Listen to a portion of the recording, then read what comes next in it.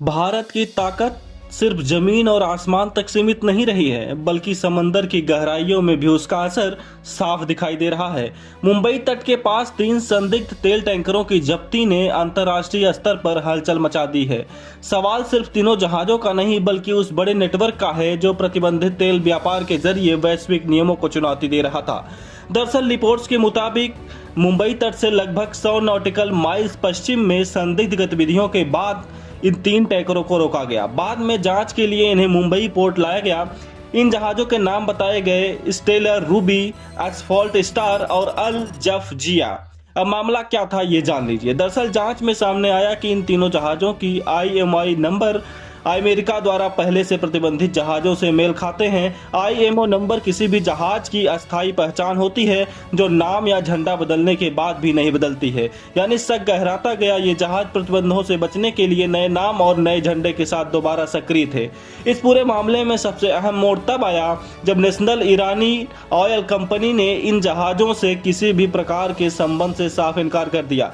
Iran का कहना है कि इन टैंकरों से उसका कोई लेना देना नहीं है, लेकिन शिपिंग डेटा से जुड़े सूत्रों ने दावा किया है कि अल जफजिया ने साल 2025 में ईरान से जिबूती तक फ्यूल ऑयल पहुंचाया था। स्टेलर रूबी कभी ईरान के झंडे के तहत पंजीकृत रहा है। एस्फॉल्ट स्टार मुख्य रूप से चीन के आसपास के समुद्री मार्गों पर सक्रिय रहा है। अब सवाल यह है कि अगर संबंध नहीं है तो ये कड़ियां क्यों जुड़ रही हैं? दरअसल जांच में यह भी सामने आया कि इन जहाजों ने पहचान छिपाने के लिए बार बार अपना नाम, झंडा, रजिस्ट्रेशन बदला। ये तरीका अक्सर उन जहाजों द्वारा अपनाया जाता है जो अंतर्राष्ट्रीय प्रतिबंधों से बचकर तेल व्यापार करते हैं। इस प्रक्रिया में आमतौर पर जहाज से जहाज, समुद्र में तेल ट्रांसफर, फर्जी दस्तावेजों का इस्तेमाल, मालिकाना हक बदलना, ट्रैकिंग सिस्टम बदलना, इन तरीकों को डार्क फीड या शैडो फीड कहा जाता है।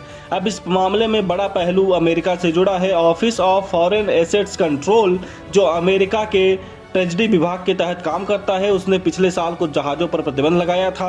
सूत्रों के मुताबिक जिन जहाजों पर पहले प्रतिबंध लगा था उनके IMO नंबर मुंबई में जब्त जहाजों से मेल खाते हैं। अगर ये मेल पूरी तरीके से सही साबित होते हैं तो इसका मतलब है कि प्रतिबंधित जहाजों ने नाम और झंडा बदलकर दोबारा तेल व्यापार शुरू कर दिया था।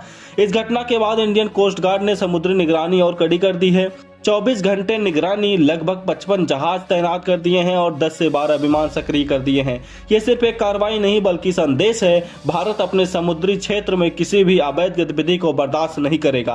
मुंबई भारत की आर्थिक राजधानी है। यहाँ के आसपास संदिग्ध गतिविधियां सिर्फ कानूनी मामला नहीं बल्कि राष्ट्रीय सुरक्षा का मुद्दा बन जाती हैं। प्रतिबंधित तेल आमतौर पर कम कीमत पर बेचा जाता है क्योंकि इनके कानूनी जोखिम अधिक होते हैं। अब इस पूरे नेटवर्क में कई असर होते हैं, जैसे बिचौलियों के जरिए सौदा करना, फर्जी कागजात, अलग अलग देशों में पंजीकरण, समुद्र में ट्रांसफर और कंपनियों का नाम बदलना। इससे असली स्रोत को छिपाया जाता है। अब भारतीय अधिकारियों ने 6 फरवरी को इस कार्रवाई की जानकारी सोशल मीडिया प्लेटफॉर्म X पर साझा की थी, लेकिन बाद में वो पोस्ट हटा दी। ये कदम कई सवाल खड़े करते हैं कि क्या मामला कूटनीतिक रूप से संवेदनशील है? क्या जांच अभी जारी है? सरकारें अक्सर अंतर्राष्ट्रीय मामलों में पूरी जानकारी तुरंत सार्वजनिक नहीं करती हैं।